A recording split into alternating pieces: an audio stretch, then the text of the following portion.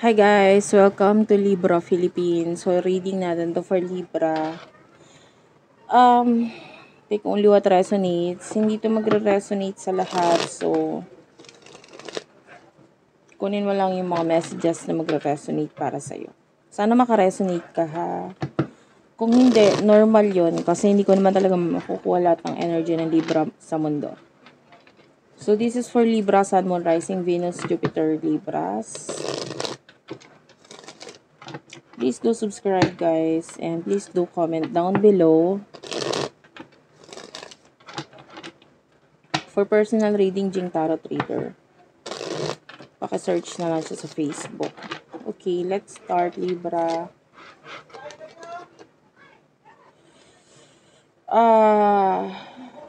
Five of Pentacles, Queen of Wands,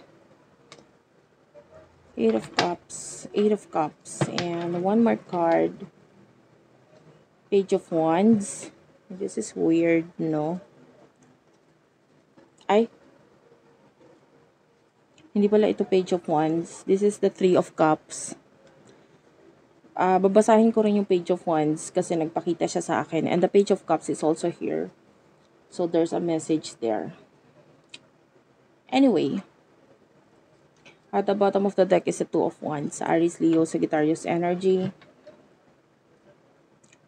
Pagdating sa love, okay, no? Kasi may mga taong bumabalik sa buhay mo. Like maybe friends, families, or maybe karelasyon na parang this time around, willing silang magbago, ayusin ang sarili nila to make things work out with you. And nandun yung celebration sa inyo. Kasi, happiness is coming with this person or people na bumabalik sa buhay mo just to prove na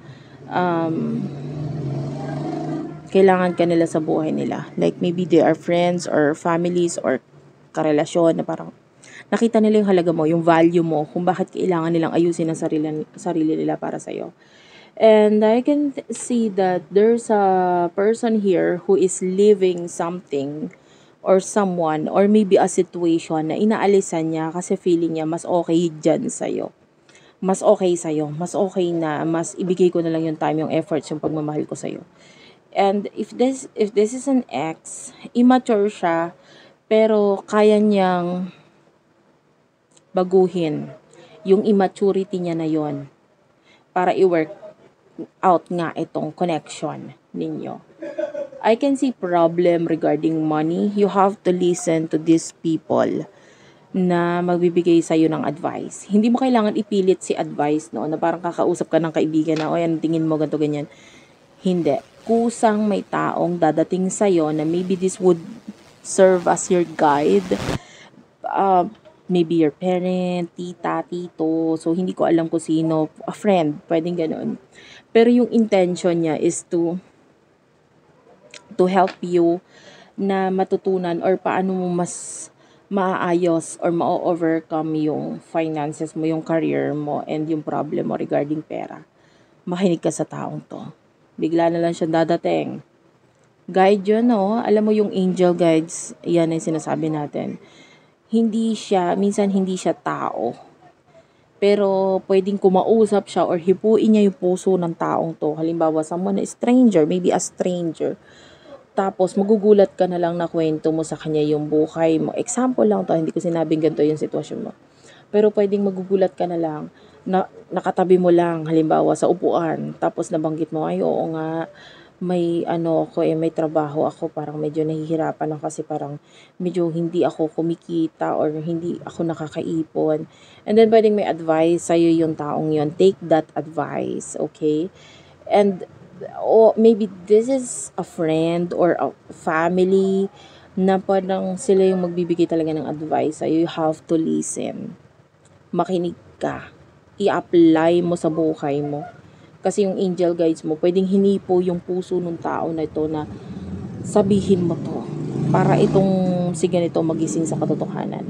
Or tulungan mo naman si ganito na paano niya ma-overcome yung problemang kinakaharap niya ngayon. Okay? So, yun yung nakikita natin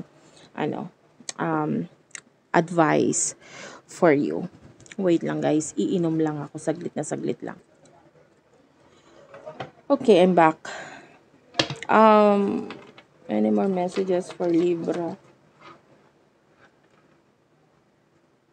Nakaamoy ako ng fried chicken. This could be a reading. The Hierophant, Eight of Pentacles.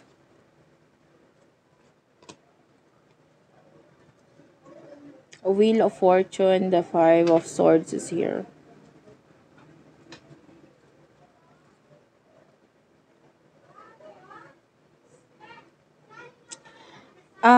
May decision ako nakikita sa'yo dito na you have to end something. Meron ka kailangan tapusin. Parang yung sobrang kahihintay mo dito,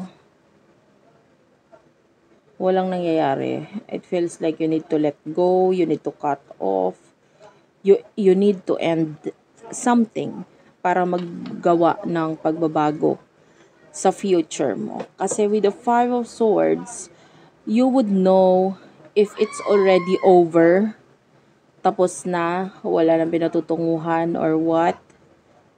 I feel like you're tired already. So, kailangan mong maggawa ng desisyon regarding dito sa bagay na nakakapagpapagod sa'yo. With the Eight of Pentacles, I feel like you're working hard sa money mo. Kumbaga parang marami kang plano. Napapagod ako sa iyo kasi parang ikaw lahat ng gumagawa.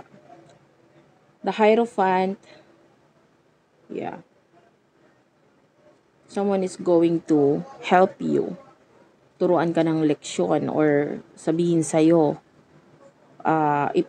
ipakita sa'yo or ipa-explain sa'yo na kung anong dapat mong gawin. Maliliwanagan ka sa words nitong taong to. Well, I don't know. Maybe nakarating na siya, nagbigay na siya ng advice sa'yo, and then ang kailangan mo lang gawin is i-apply it sa buhay mo para magkaroon ng pagbabago. Yung iba naman, maybe paparating pa lang. So, I cannot say. Basta malalaman mo na lang yun, mararamdaman mo na lang yun. So, what will happen in the future for you?